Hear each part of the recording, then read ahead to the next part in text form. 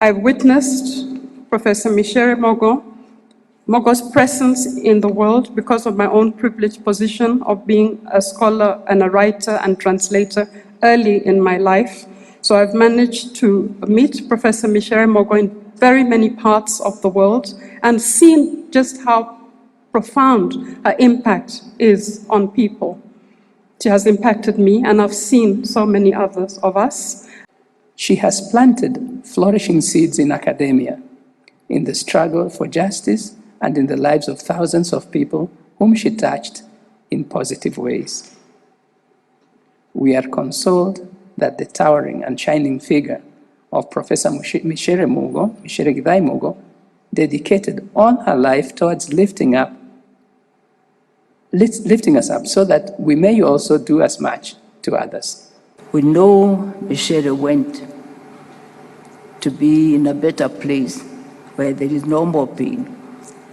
After she has, we want to believe she has done what she was created to do. When I was listening to the tributes again in Syracuse, similar tributes which I have heard here were being said about my sister. So she's not only a Kenyan, she is a global citizen. Everyone from every corner of this globe talked as if they knew her personally, as I'm saying. And I was really very, very grateful to God for Micere's life.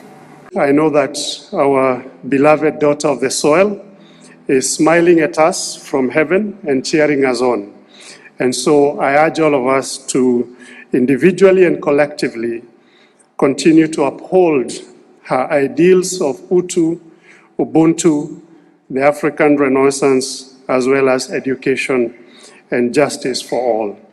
May Professor's soul rest in eternal peace, and may her legacy continue to stand with us, and may we also continue to stand with Mombi and the rest of the family.